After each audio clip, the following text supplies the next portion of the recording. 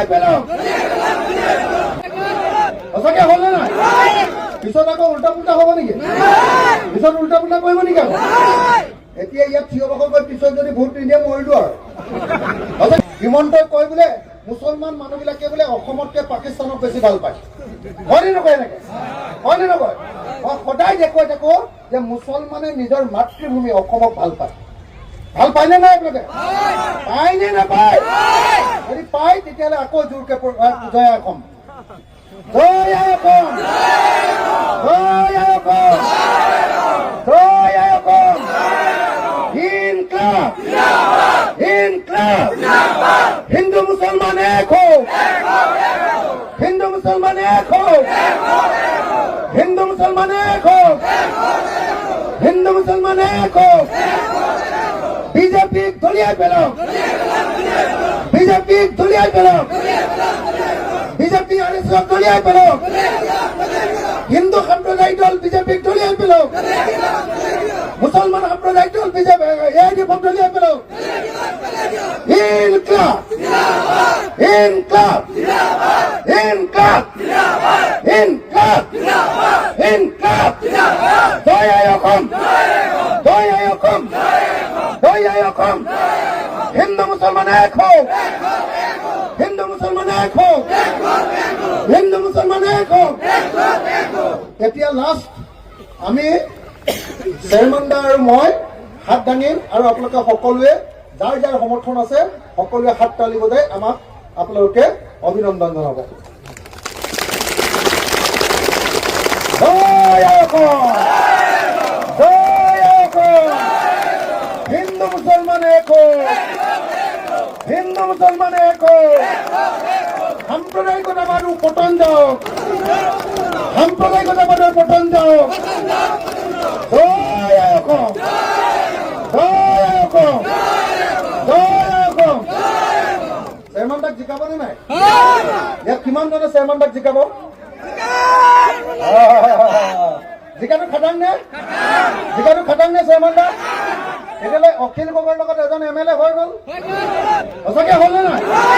পিছত আকৌ উল্টা পুল্টা হ'ব নেকি পিছত উল্টা পুল্টা কৰিব নেকি আকৌ এতিয়া ইয়াত থিয় বসৰ গৈ পিছত যদি ভোট নিদিয়ে মৰিলো আৰু সঁচাকে কওক আটাইতকৈ মই কিন্তু এটা কথা কৈ দিলো দেই গোটেই মুছলমান বিধায়ক সংখ্যালঘু বিধায়কবিলাকৰ ভিতৰত আটাইতকৈ দমদাৰ বিধায়ক কিন্তু চেয়াৰমেনে চেয়াৰমেন দা বুজেনে নাই গতিকে আপোনালোকৰ সমষ্টিত চেয়াৰমেন দাক পোৱাটো বহুত ভাগ্যৰ কথা আৰু তাতকৈ এটা ভাগ্যৰ কথা যে চেয়াৰমেন দাই বিধায়ক হিচাপে যিমান কাম কৰিব আৰু আপোনালোকৰ কোনো বিধায়কে কৰিব নোৱাৰে আপোনালোকৰ ইয়াৰ বিধায়কজনৰ নাম কি এতিয়া কোন আছে ইয়াত কি নাম আমাৰ হাফিজ ৰফিকুল দা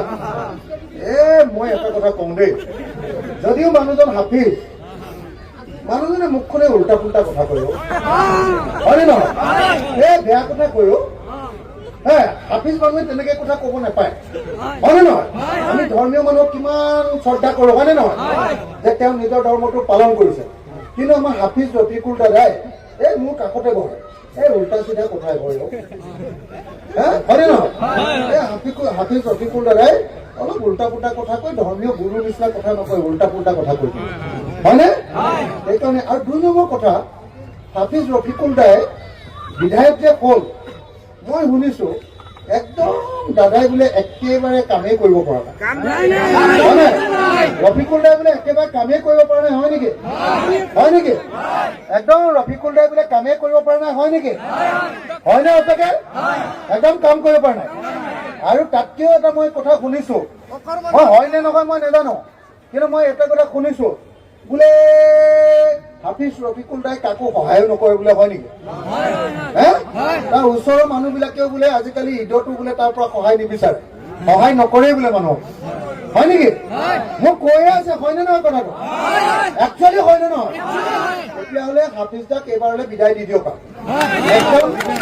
একদম আমাৰ একদম এমএলএ বিলাকৰ ভিতৰত এজন হিৰো এমএলএ আহি গৈছে আপোনালোকে এবাৰ জিকালে হৈ গ'ল কাম হৈ যাব হ'বনে সঁচাকে ভোট দিবনে নাই যদি দিয়ে একেলগতে জোৰকে এটা হাত তালে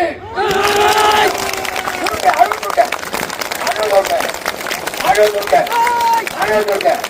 ৰাইজৰ দল জিন্দাবাদ হিংসাগাৰ জিন্দাবাদ, হিংসা জিন্দাবাদ। ধন্যবাদ, জয় এখন।